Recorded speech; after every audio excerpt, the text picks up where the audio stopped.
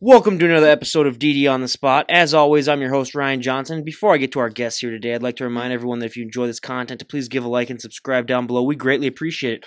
We have Joe and Jonas here from the band Lucky Strike Daydream all the way down in Nashville here on with us to talk about their band. Guys, how you doing? Great. Pretty fucking rad, man. Awesome. So why don't you both give us a little bit of a backstory on what got you into music, sort of what inspired you to do so, and what you guys are up to currently? Well, personally, I got into music because my dad was a bass player. So like I just remember rolling around in the front seat of his pickup truck as like little like 6 or 7 year old kid, and him bumping everything 90s, dude, like from like Incubus to like in early 2000s, even like Tool though. The first concert I ever saw was like the Foo Fighters. My dad listened to good music, or so I always thought, at least. And he was a bass player. He's played bass for like 20 years. So like eventually I got to where I could just jam with him and play guitar like all through high school. And just like I remember like the one thing I remember that he said to me was like a good musician can play with anybody. So like that was just how I decided like I was gonna get good, is just jam with everybody. And yeah, pretty much same here with me. My dad, I was like 4 years old and my dad had a guitar around me at all times. And I just was always listening to like AC/DC, classic rock, Led Zeppelin, and then got the guitar. And then from there, I've just been, keep on going with it. And nowadays, we're pretty much at the same place. We're just writing new music and keeping our chops up and stuff like that, always practicing. So where did the band Lucky Strike Daydream come to be? Is there a backstory behind that? How did you guys form? Are we allowed to talk about drugs? Absolutely. No, yeah, absolutely. Okay, cool. Well, yeah, it was a hefty dose of LSD at some point in there. The name was kind of my brainchild, but like it didn't come into like a clear vision until I met this man over here, which is like a whole nother story in and of itself, because we met under like weird pretenses and it was cool. So how'd you guys meet? He tells it better. He should. I was basically on a far out expedition trip. I was dabbling with a little bit of psychedelics, and I saw him riding on a bike downtown, and I thought to ask him if he had any smoke, and he happened by chance didn't, and we manifested some, and then we just pretty much just started jamming from there. Oh, that's awesome. So then how'd the band come to be, kind of had the name? Did you guys, when you were starting out, was it hard to sort of find a sound, or did you guys find that you had similar music tastes? I would say, yeah, we have like very similar, a similar like range of music tastes for sure, because we both have like a super wide spectrum of different stuff that we listen to, but I would say there's so much overlap. Like it's kind of crazy actually, like making music with him, because I've never like been able to like so clearly see somebody's influences, because we share like so many that it's cool. Absolutely. So when it came down to the band's genre that they're going to play in, was there any discussion as to what genre you guys wanted to mainly focus on, or did you both find that you both wanted to play that same genre? More or less. I mean, once we both started playing indie music, it was kind of like, okay, we can build a foundation on indie. And then since we're both from the 90s, like a washed up heroin epidemic, pretty much, I mean, it's like, then grunge came in the picture. So we're like, okay, we both are playing indie and we're raised on rock. So then let's add a little bit of grunge to it. And so that's how it came about. When it comes to your guys' style of music, though, like you said, you kind of have a little bit of indie and then you have a little bit of grunge. Have you found it hard to sort of balance those two genres, although they can be similar at times? But do you like to distinguish the two, or do you like to sort of mix them together? I would say as much of like a mixture as we can get, really. Yeah, I mean, there's definitely certain riffs on this first album we've been like working on, getting recorded, that are like predominantly more of an indie sound, and then there's some more like grungy guitar chord progressions like to balance it out. So yeah, I mean, it's not too segregated though. Like there's some that are like, I don't know what genre that is. and it fits somewhere between the two, I'd say. So yeah, like there's almost like both kind of like there's some like segregated like grungier pieces, and there's some more segregated like indie pieces, and then there's some that are like so like out there and unnameable that I think they're more like mixed. And, like, so when it comes down to your guys' writing process, you said that you guys both write lyrics. Is that right? Yeah. Yes. So have you found that? I mean, that's interesting because a lot of the bands that I talk to, they just have like one guy that writes the songs. Have you guys found that interesting, sort of balancing each other's lyric wise, or are you guys so familiar with each other's tendencies that you guys are able to sort of bounce off each other? I mean, I'd say like we could bounce off each other pretty well. I'd say like we honestly like we had a lot of things happen really fast. Like a lot of opportunities kind of jump out at us like really quickly. So for the past like month or so, it's been like more of a focus on like just getting up to speed and like having the these songs that I predominantly wrote the first 7, and then Joe and me collaborated on a guitar part, and I would say we both like kind of organically created the 8th song, the guitar structure for it, and then lyrically though, I would say like we have a similar style. Like I look forward to the music we'll continue to create, because it's going to be like further on like from this point, because I started writing the album actually before I met Joe, and so now like moving forward, it's going to be definitely like way more of like us both writing the same song like at the same time, like kind of contributing like. And when it comes down to lyrics, do you guys like to explore similar themes with your lyrics? Is there certain themes that you guys like to talk about, or is it kind of where you just like to explore everything? But is there a certain type of base of lyrics that you guys like to do? I mean, like I would say there's no limits to what we explore and like what we'll write about, but there's definitely like undertones of things that are motifs in rock and roll, and I think that we both kind of want to stay true to like a vintage like roots, like what is rock and roll, like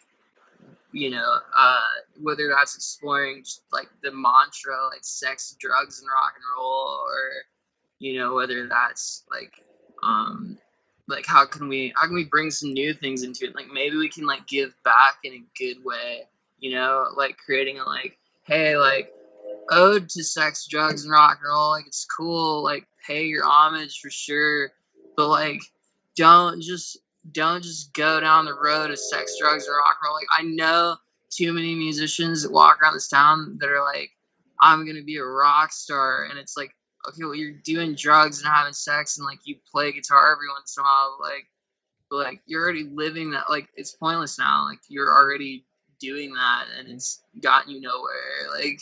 So, an homage to that, like we can all be healthy and then live longer to make more music. Jonas, I gotta say, I'm getting a huge Kurt Cobain vibe from you. Do you get that often? Yeah.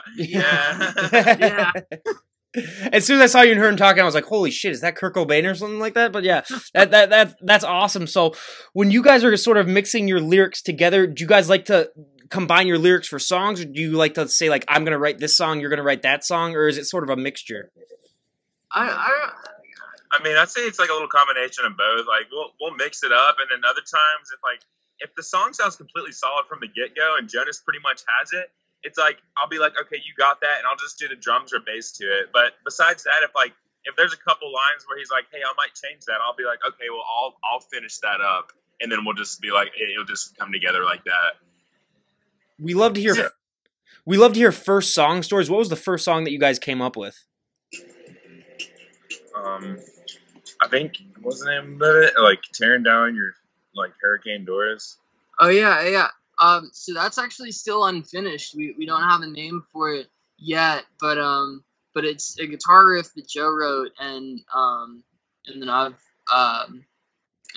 I've come up with some lyrics, and he's helped with like the revising, and it's gonna be good. But we actually like haven't done a ton of like, writing together like at this point. Like he's definitely helped me finish out like the first album and songs that I had, and then he's been there and helped me like creatively. Like we kind of like jam with each other to like mine for inspiration as musicians. Like that's kind of like the root, so I'd say like we had one of those type of situations with the 8th song, and then with this 9th song, I like Joe started playing this guitar, this chord progression for me, and I was like, holy shit, man, that is rocking, and like you need lyrics. He was like, I actually don't have lyrics for it, and I was like, we were just kind of riffing in like in his living room, and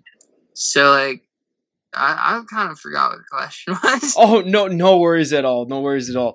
So, you described, you're in Nashville. I'm all the way up in Minnesota, but in Nashville, what would you describe the main genre of music is down there?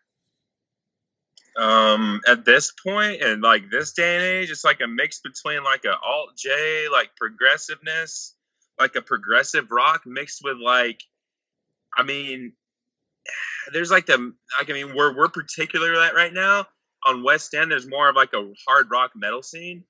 But I mean, like going down more towards like just Nashville itself, like you got country music bars everywhere in this country. Yeah. Which we're not too big fans of. I mean, No. Yeah, absolutely. So have you found that difficult to sort of, well, you guys have started coming out with songs, or you guys have started coming up with ideas of songs. Have you found that in the future that might be hard to sort of get attention to you guys, sort of like to reach out and grab fans because you are in such a country dominated town? Have you found that might be a difficult thing, and what are some ways that you were thinking of to sort of reach out to people?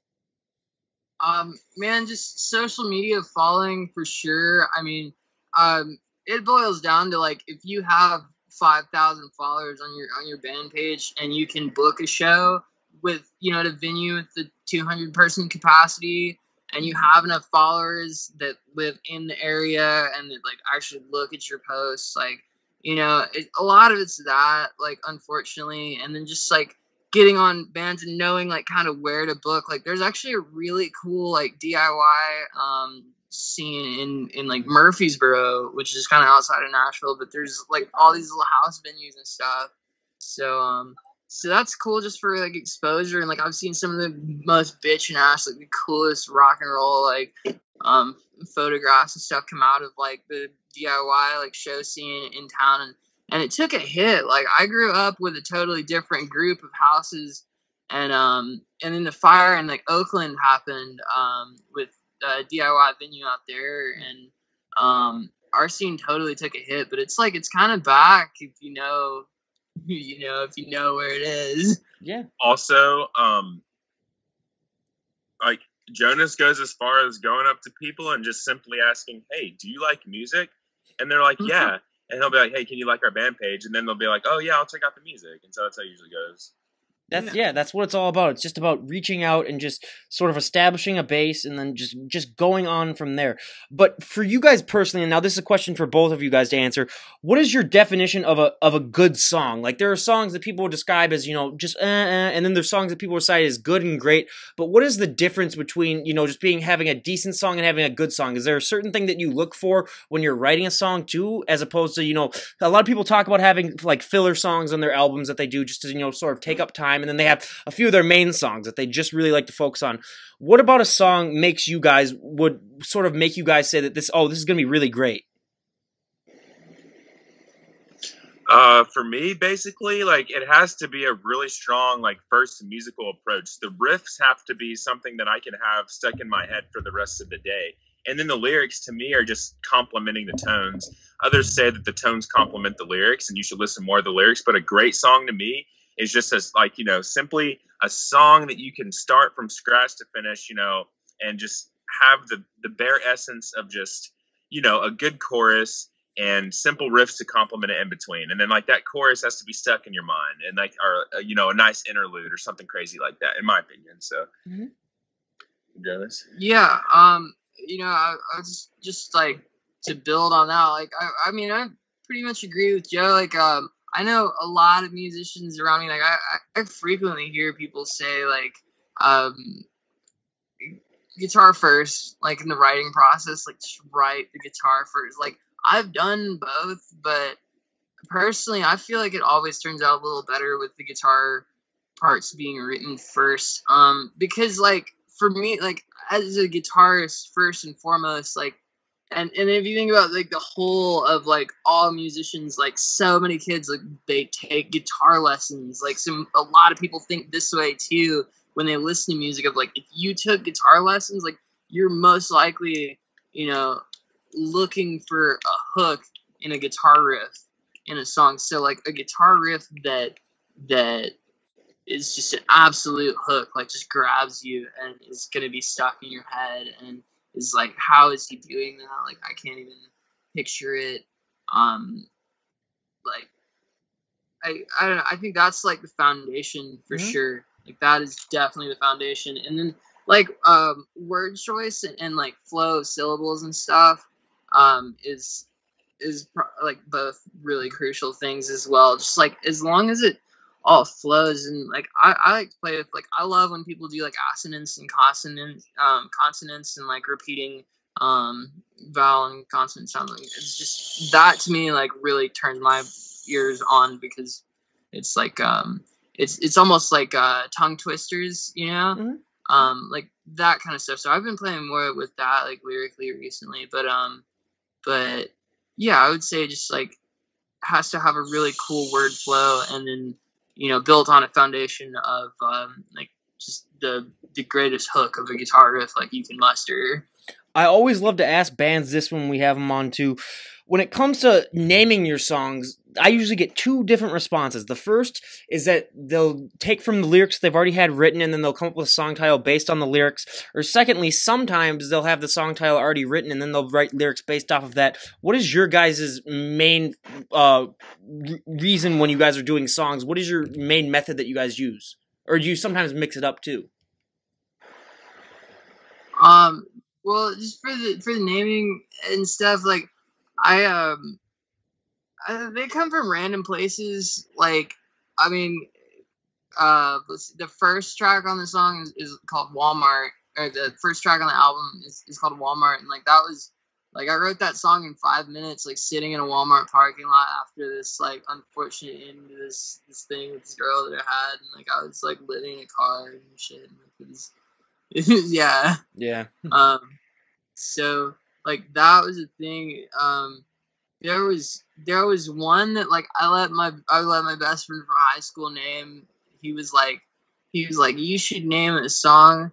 I named my cat John Wayne Gacy, and he's starting to catch on in like parentheses, like a Blink-182 thing, and it makes sense because you listen to Blink-182. But I was like, all right, sure.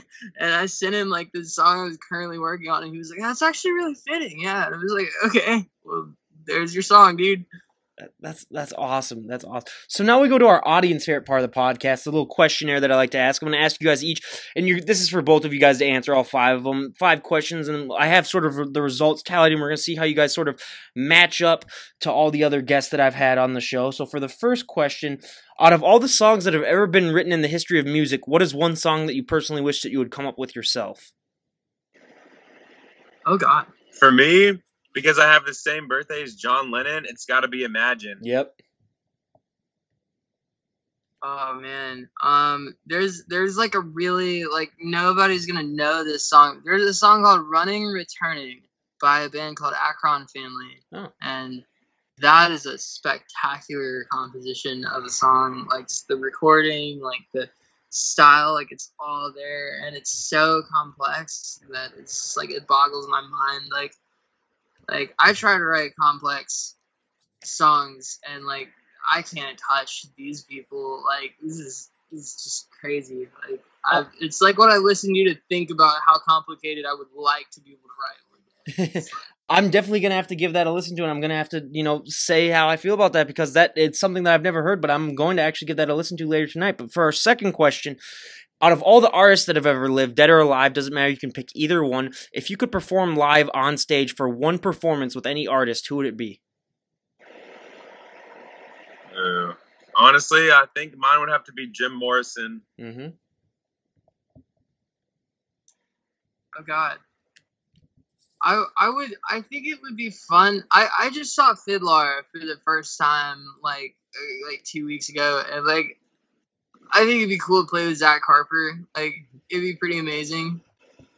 Yeah, that would definitely be one of those for me too. Zach Harper is really, really cool. But now, out of all the venues on the planet, if you could perform at any venue on the planet, if you had your pick, where would you guys want to play? Probably the House of Blues. Oh, okay. In Chicago. Yeah, that's awesome. Me personally, I'm Slane Castle in Ireland, just because I've seen a lot of concert venues there. That place just looks awesome. But yeah, House of Blues. That is actually the first time someone has ever said House of Blues on this show, and you guys are like our 70th musical guest. So I'm very shocked. It's usually either Red Rocks or Madison Square Garden. Those are our top two. Everyone just wants to play there. But now we get to the real nitty gritty of the podcast. What is a guilty pleasure song that you enjoy that you think that no one else would know? Ooh. Wow, that's a tough one. Let's see. Guilty pleasure. Wow. Yeah. That's a tough one for me. Yeah. I'll give mine then, Ed. I'm a huge Bryan Adams fan, so that's my thing. Where if any of his songs come on, I mean, I'll enjoy it. But yeah, that's definitely my guilty pleasure, just artist in general. But yeah, it's one of, we had one guy say like he like Backstreet Boys, stuff like that. But is there like a certain song that like when it comes on, you don't want to like it, but then you like deep down you're like, God, I love this song. For sure, yeah. I'll be honest. Some of the pop songs that they have out nowadays, like I'm not gonna go as far as saying Taylor Swift, but like something like an EDM mix to like Gaga or something, just like no one would ever guess I'd listen to it. But sometimes I turn it on, I'm like, it just gets my spirits up, gets the party vibe kind of going. So yeah. Oh God. This is so bad. This is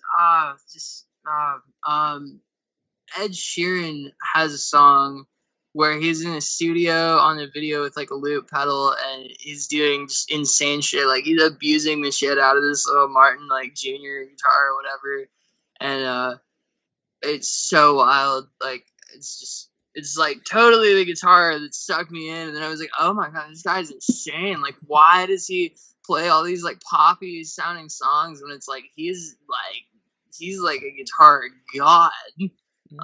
You Need Me, Man, I Don't Need You is the name of the song. I gotta listen to that too because I like Ed Sheeran too, so I'm definitely gonna have to go and check that out. So I'm just writing that down here. Now for our final question of the questionnaire.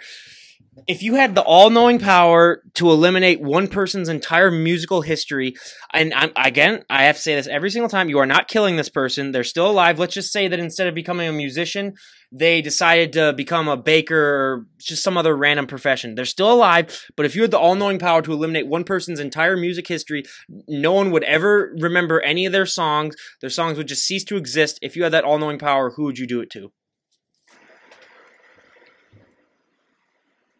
Ooh. Yeah, for me, I'm gonna have to unfortunately hop on the bandwagon of new age mumble rap. Yes, thank you.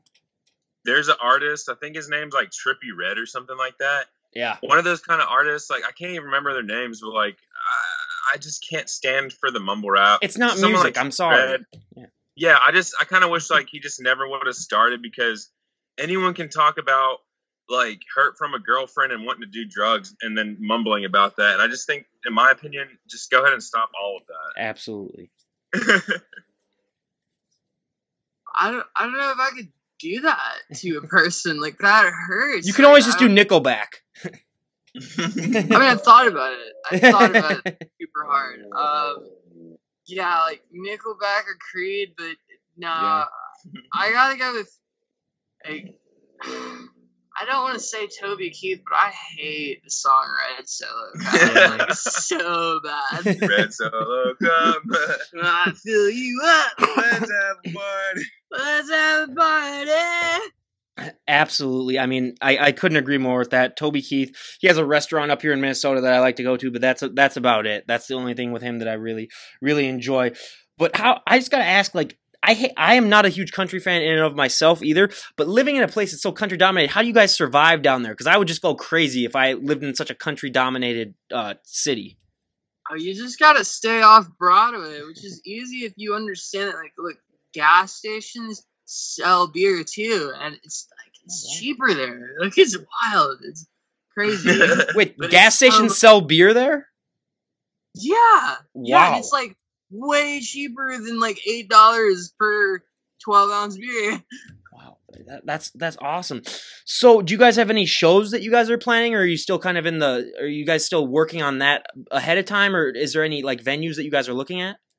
Yeah, there's a ton of venues. I mean, our goal is to play everything in the city, honestly. Every like rock, venue, every rock oriented venue, like for sure. So far, there's a few venues. We have the East Room, Cobra. Like pretty much from where my house is, you can go down the whole strip. It's like East Nashville, and there's a whole strip going all the way towards town that has all these venues everywhere. And basically, we're just gonna start by hitting every single one catty corner, going all the way down to west, from east to west in like Broadway or Nashville, Yeah. That's awesome. Definitely keep me updated on that. So I'll make announcements for you guys, like once you guys get shows announced and booked, because I do have a pretty decent following in Nashville, because I've had 3 other guests from Nashville come on. So I'll love to post about that, love to tweet about that, anything that you guys want. I mean, I do this for free. I do this because I love talking to people and I love promoting other bands. But when is your music going to be coming out? You said that you guys are kind of working on, releasing some things. You're kind of in the process. Do you guys have a set date of when you guys would want that to come out?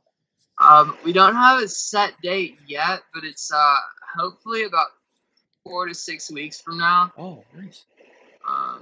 So yeah, and then we do have one show that's official, that's booked October 6th right now, and we played one a little while back, and we had another date at a record shop here in town, but we're actually moving that back a little bit to promote for it more, because that's like a better space. And the promoting is like 3 bands wide for the house show on the 6th, and it's like a house show, so I'm super excited about that. And hopefully it'll be like a really fun, like loud party vibe. That's awesome. And one of the questions that I love to ask every guest that we have on, for especially the music thing, is what is that thrill of performing live like for you? I mean, we get so many people come on here, it says it's like a drug unlike any other. I mean, all that hard work that you guys have put in memorizing your songs, playing them hundreds and hundreds of times until you just get it right, and then you finally get to play them in front of people. What is that feeling like for you personally when you guys are on stage or just performing in front of people? For me, it's invigorating, and it's a way of reassurance of just being like, all that hard work I put into it, it just pays off in that moment for anyone just to take a few minutes out of their day or an hour to watch our set list. I mean, that just means everything. So. Oh yeah. It's like, yeah, I agree with it. It's like the best drug I've ever done, but like better. It's like, I can even, it's like I've never felt like high off an experience for like the whole next like 48 hours, like that's the best I can really describe it. I mean, thrilling, and just the fact that like you never realize how many people actually care about what you're doing until it's like, wow, I had no idea anybody that I could have guessed that would have came to my show. Like, wow, I can't believe like these like couple people came. Like, wow. I don't know, it's cool. It's definitely love and support here is great. That's awesome. I mean, I love hearing those types of stories. And when it comes to being on stage and performing, does time seem to speed up or does it seem to slow down, or is it sometimes a mixture of both? For me, like, it definitely speeds up. I would agree with that. It's always like way too short lived. Like, you get off stage, it's just like, whoa, really? Like, it's over now? Are you guys ever thinking about sort of doing like live records, or is that just a thing where that's way down the future? Because I've never really asked bands on here, but would you guys prefer to like record your live stuff, or would you like to do a studio recording first? Well, we've been working in a studio like already. So I guess that's kind of what we're doing right now. But like, I guess it really mainly just depends on like how nice are the acoustics in the venue. Like if if we got to play the Ryman one day, like yes, I would want somebody to record that like right now. Like, yeah, totally. But like, yeah, it just depends. Like, it's all about room sound and acoustics, you know. So like, it's like if the recording will sound good, then yeah, live recording is super cool, very vintage. Yeah, because I was just gonna say, like, some live songs just sound so much better live than when they record them in the studio. So it's kind of hard to balance that.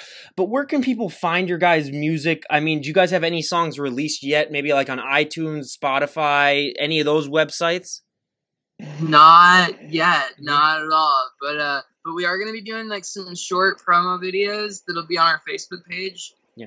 So that's definitely gonna be available really soon. Just we're kind of in the like hype building process right now, just to get like as many eyes on it as we can.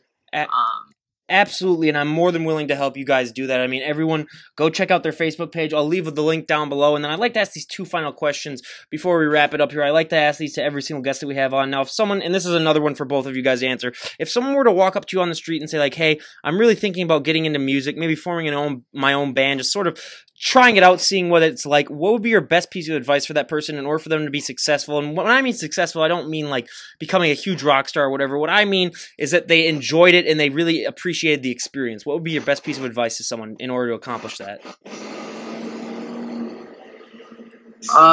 Personally, I've been through it, man, and I can't describe to you how hard it is to find a source of income that allows you to find. You need a rehearsal space is like the most important, like first and foremost, like the most important thing.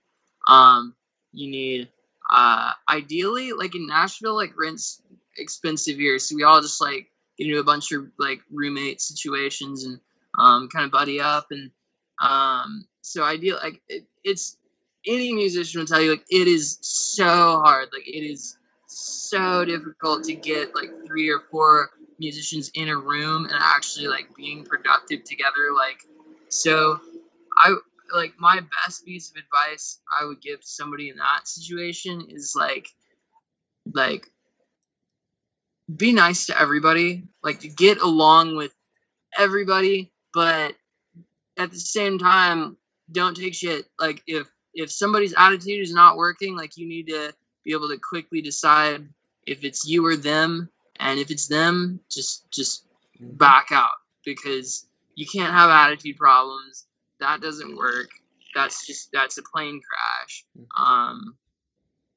So I would say, like, just the most, I mean, to sum it up, like, just be good with people, and then find a rehearsal space. Like, that's pretty much all you need, is like, because if you're good with people, you can get like-minded people together, and you know, there's always a trial and error is like the most annoying part of the whole thing, because it's like, oh, this person might fit, and then they don't fit, and then this person was cool, and then they turned like completely psycho after like 2 weeks, and it was weird.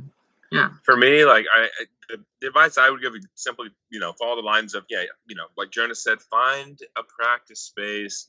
When you actually have the band together, what I've done previously, get a few cover songs that everybody knows and everybody likes, run those cover songs and practice.